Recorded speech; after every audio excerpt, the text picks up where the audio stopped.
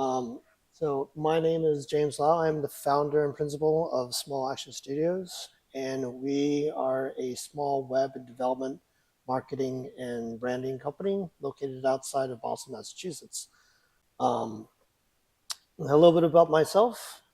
Traditionally, I am a graphic designer by trade, but evolved into web development for the rest of my career thus far until a year ago where I decided to start my own business. So today I'll be giving a talk on Your Mission Deserves Its Own Home, why nonprofits websites matter more than ever. Um, then I'll be showing you two types of stories during this talk. So where do we begin? Websites. I think we all know what they are. Um, is it an app? Is it a photo gallery? Is it a shopping cart? Is it a dictionary? It's everything. That's what we use it for right now. And I can't believe I'm saying this, but prior to AI, we would drive traffic to our websites. But now people can look at information through ChatGPT and all these AI portals and find answers there, and discover new stories and discover new information. Um, but why drive traffic away from your site? Um, and where you can go elsewhere. That's what people are doing. Connect with others elsewhere. Um, it can be overwhelming.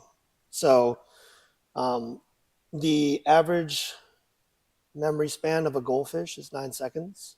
Uh, According to statistics, human attention spans was about 12.5 back in 2015, and now it's only about 8 seconds. So we're 1 second short behind that goldfish. Um, the large social media platforms out there don't really care about your how you consume your data, how you consume your information. As long as you are consuming them, great. Like that thumb and smash that bell button. The last social media platforms I aggressively used was actually Instagram. I got enough of everything, posting things. When I'm out with family, I would take photos of the food and different angles, and then post them to different social media feeds. And I end up killing probably like 15 minutes of my time, and the food gets cold, and that's no fun. So I kind of disconnected that. Even now, so more than ever, just because I have a kid and focuses on family, not really about everyone else outside in the real world. Uh, so such a distraction, isn't it? So um, we get bombarded by all these information every day. There's no escape from it. Sometimes you need to put the phone down to walk away. Take a walk, take a breather, come back later, either do your work or spend time with family or do something else. But social media, it's nonstop. But everyone's doing it. Everyone's on. You got old colleagues who you knew once who wants to connect with you on LinkedIn. You got family members who somehow just discovered Facebook and are coming online, and it's like, hey, what time is dinner for tomorrow? Texting, messaging me on WhatsApp. That's hard to say no because these are folks that you knew, but then there are people online that you don't know. So much information, uh, the experience is overwhelming. Again, um, you hit the share button, you copy the URL, open an app, and then you share it. But wait, you want to share it with your friends, your families, your colleagues, and now you have to go again, copy a link, go into this app, do it again, all over again with the share icon. It's tedious work. Um, but sometimes after you share, it can get lost in the sea of noise. Worst off is you get shadow banded.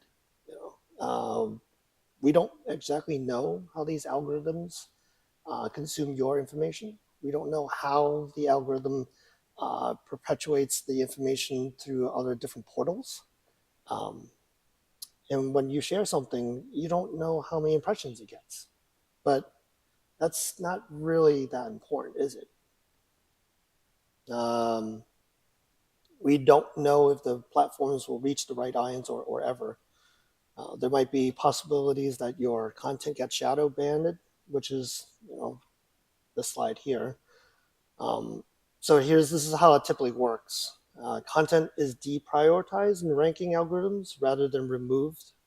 Posts get hidden from search and hashtag dictionary discoveries. Replies get collapsed or buried, and accounts get excluded from recommendation surfaces, such as, you might like this recommendation. Then there's also the misinformation online, especially now with just news and political upheavals and everything. So, and I don't have to explain to you what this means. Before AI, there was enough nefarious actors out there to try to adjust the news in the context and the experience. Um, but now it's individuals like you and me who can post stuff and make things believable. Then there's also trolling. Everyone has an opinion. Um, Everyone can say or disagree with something. Then there's also AI hallucinations. AI also forgets unless you have to have memory. If you run out of tokens, you have to wait for AI to refresh. And AI will sometimes take your information for truth.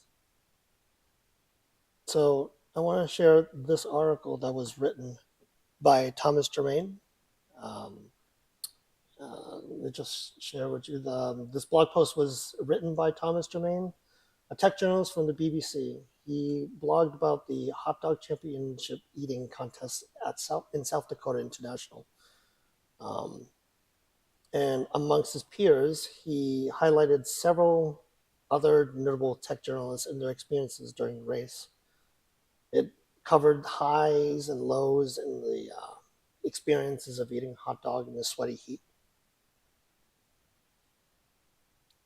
This is Thomas Germain,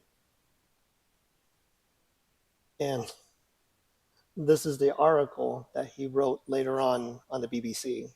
I hacked ChatGPT and Google's AI, and it only took 20 minutes. This article was written back in February of this year. This is a screenshot from Gemini. According to the reporting on the 2026 South Dakota International Hot Dog Eating Championship, here are the heavy hitters in the industry. Clearly, Thomas Germain currently holds the top spot amongst active tech journalists. So he posted this utilizing real names. He utilized real locations, actual experiences to spoof the system. And sure enough, it worked. He quote, less than 24 hours later, world's leading chatbots were blathering about my world-class hot dog skills when I asked about the best hot dog eating tech journalist. Google parroted the gibberish from my website. This is just a quote from Lily Ray from Emissive, which is a SEO marketing company.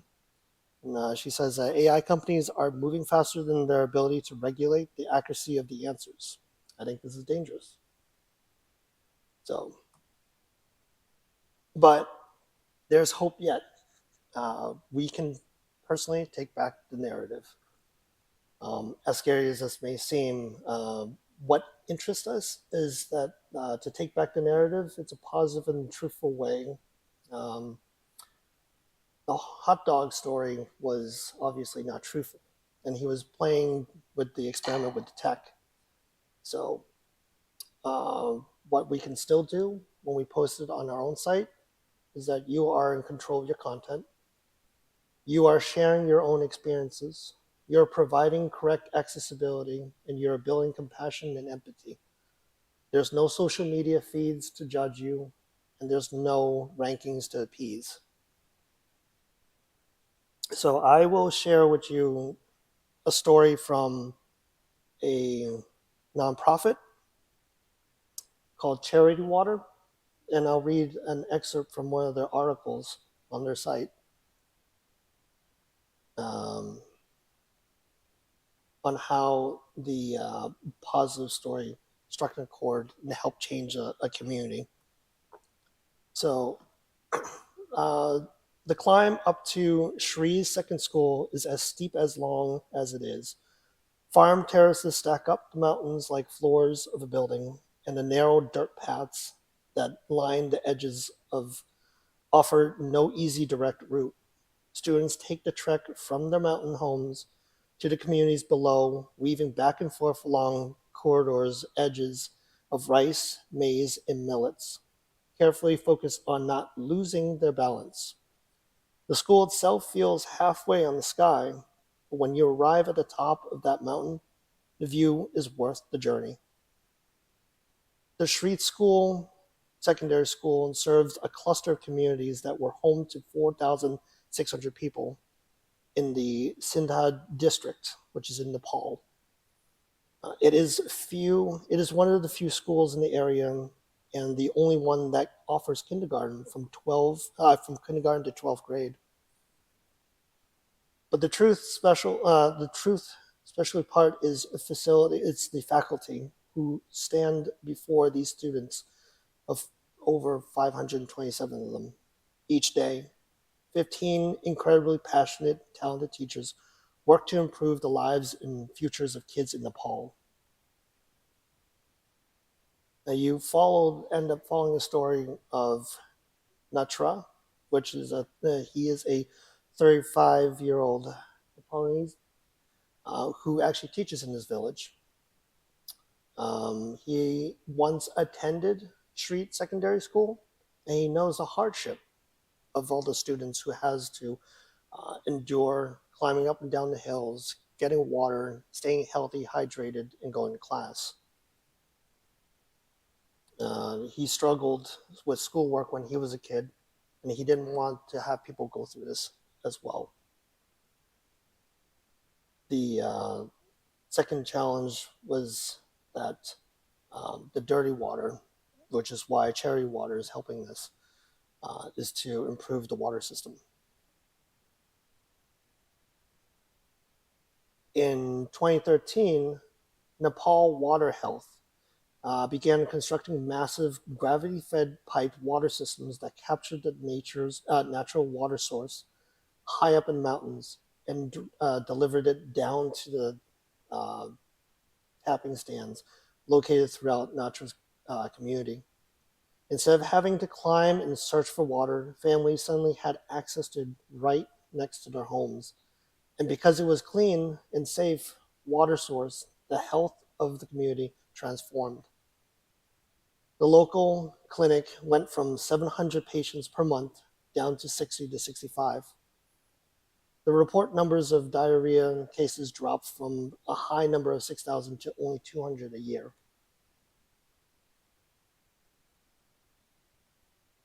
Not just teaching English, but it has also inspired dreams. To challenge kids to think bigger, to encourage and understand about what's going on in their country, around the world, to highlight new industries, to build futures and become leaders. Today, Natra students will gladly tell you that they aspire to become scientists, doctors, engineers, teachers, and social workers. That they want to reach health. They want to reach health and make medicines for others. That they are eager to embrace technology. That they want to build a better future for themselves, their families, and their communities. So, how do you feel now with the story as a real one as opposed to a fake one? Um, did you feel Natra's struggle? Do you have more empathy for the cause? The more empathy you experience, the more oxytocin is released. According to a Stanford study, stories are remembered 20 times more often than facts alone. Oxytocin is that natural hormone in your brain that drives social bonding. This is also known as the love hormone. Uh, Oxytocin, the which is like serotonin, it is a type of hormone in your body that promotes positive feelings.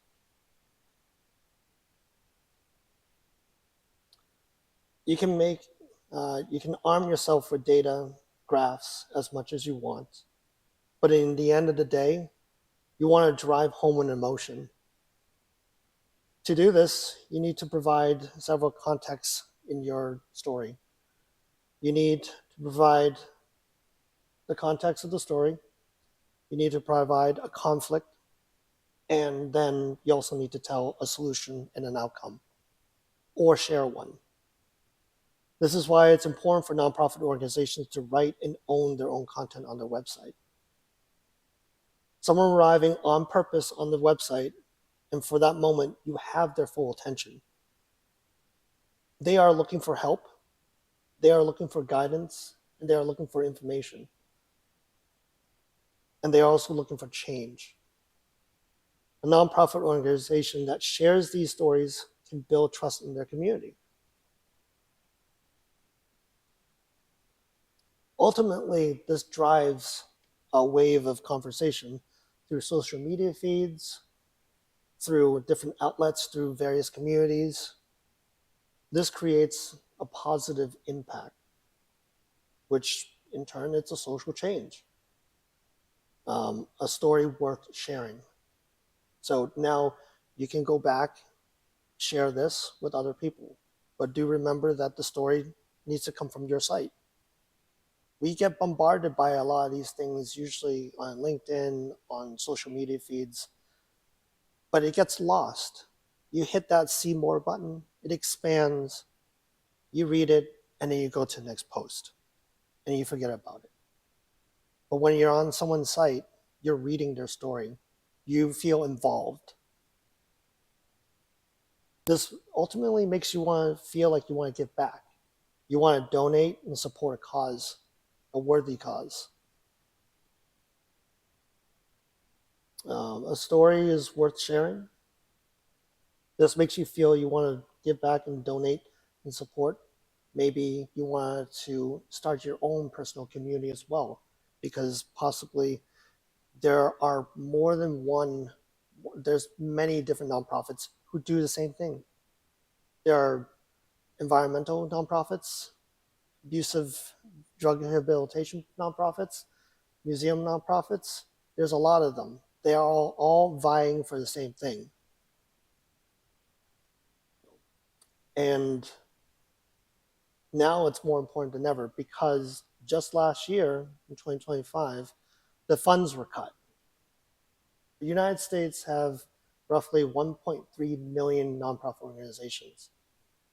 A third of those had their funds cut. That's basically 433,000 nonprofits nationwide. So remember to write the story down, share them from your site, write it truthfully. I'm not putting down AI. You can have AI perfect the writing, but the emotions and the stories have to come from somewhere true. And that's all I have. Thank you. Anyone have any questions or anything?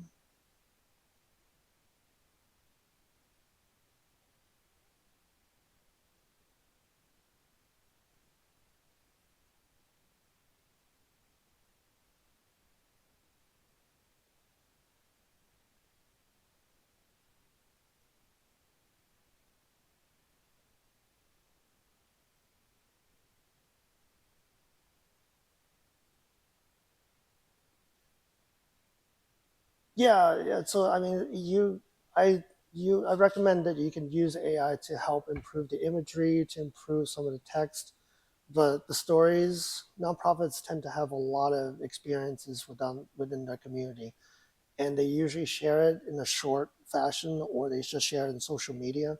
But your site itself is the basic hub, the archive of all those experiences.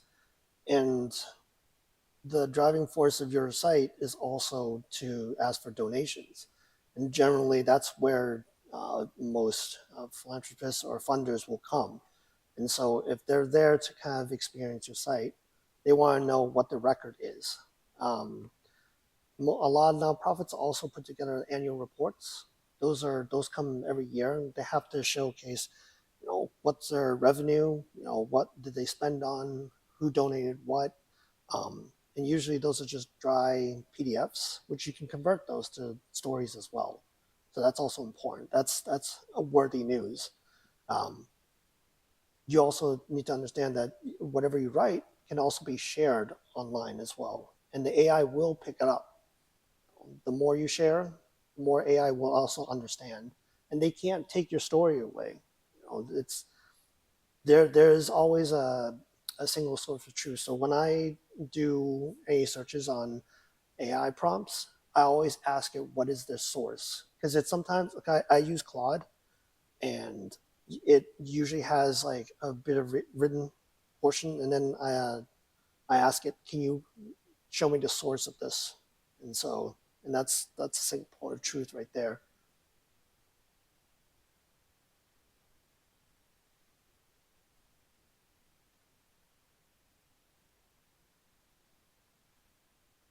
It can be, so AI can't pick up on imagery, it can't tell color, but it understands text. So um, we're also in a phase of accessibility. So if you write the alt text and images, or if you give it a caption and description with the video to pair it with, it'll pick that up as well. It'll understand the context of what that site is or that page. Yeah,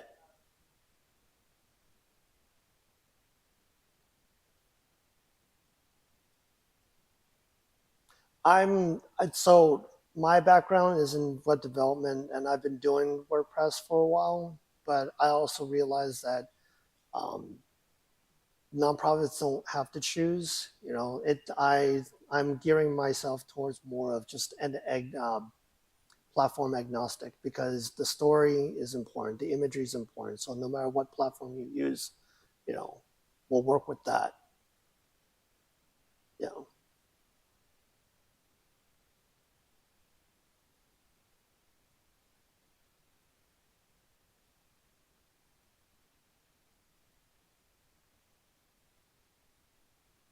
Mhm.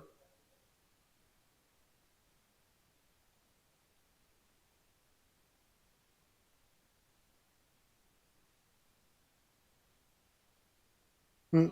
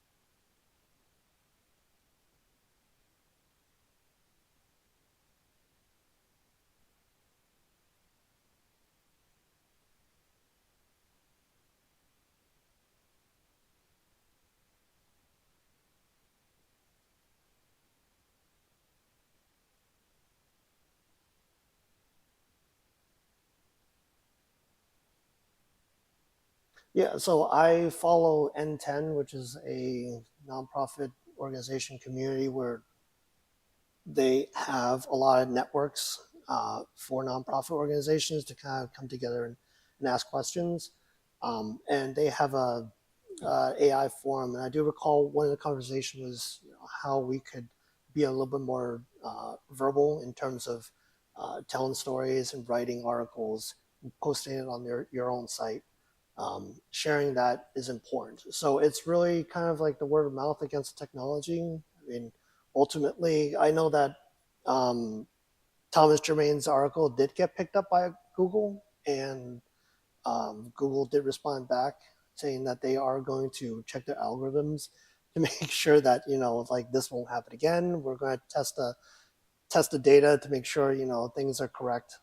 Um, the technology is constantly improving, but as long as we continue sharing our truth to the mediums out there, I think you'll eventually AI will spit out the truth for you. As long as it seems like it's for the greater majority, will end up pushing it towards that direction.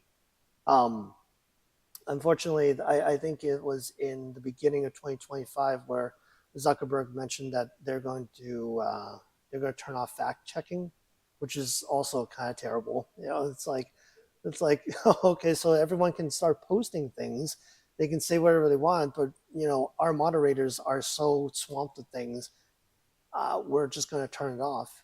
That's even worse. Um,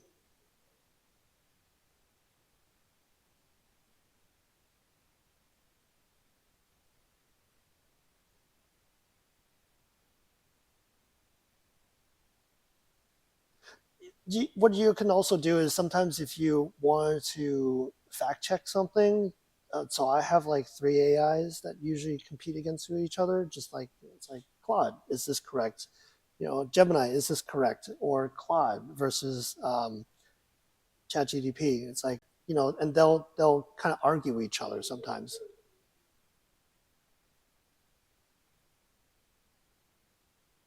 Yeah.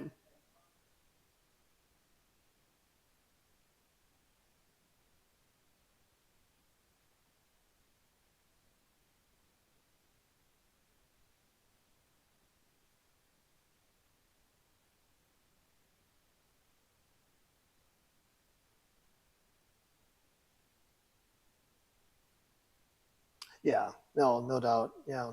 I know that I have been visiting different meetups and like nonprofit network groups lately, either online or physically. And that's sort of where I just try to tell them, like, look, I know that either your funds have been cut, your staffs are short, but whatever the content you put on the internet, make sure to do your due diligence and like put an archival piece on your site and then share to wherever you want, because your organization, your platform, your space, it's for you to say, and then ultimately the AI will be able to fish out the truth, um, no matter what nonprofit organization you run.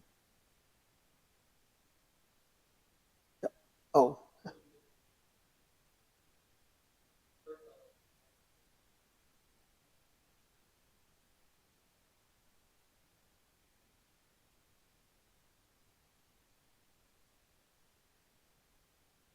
success stories are actually kind of like testimonials, and I tell my clients that that's really important. So take like John from drug addiction. John has been recovering for the past 2 years now. He's clean. This is his success story. He's got a job. He's actually moved out of the recovery house. He's got a place to live. That's telling the donor that uh, this is a real person. Your money is affecting someone. Your money had given this guy um, a second chance in life, because we provided programs and services for him. And these are the stories I try to tell nonprofits to tell because it's important. These are real folks that you can follow if you want.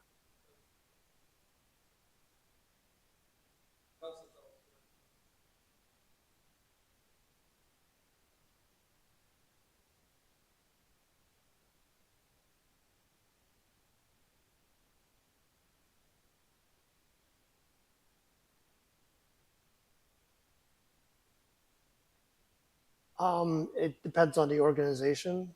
I think I've only been running my business for about a year, so I've only gotten so much information. Most of the stories that people who tell me that seems to be successful are the successful stories.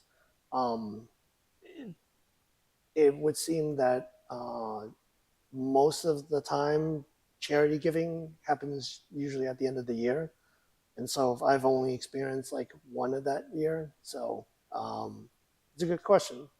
I think it's worth looking into. So every time when we dive into one of their websites, we always try to like look into analytical data to see um, what seems to be clicking with the users, the end users who are on their site.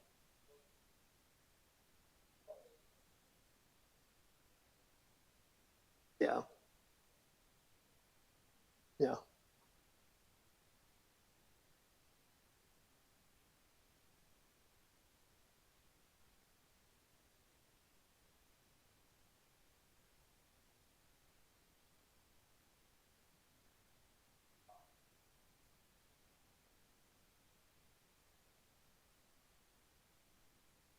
Yeah, I mean, I think it's like we're dealing with an exhaustive world of social media feed where we were on a I was in a different talk and someone mentioned that the younger generation now are really kind of stepping back from utilizing AI, probably not using social media as much as possible.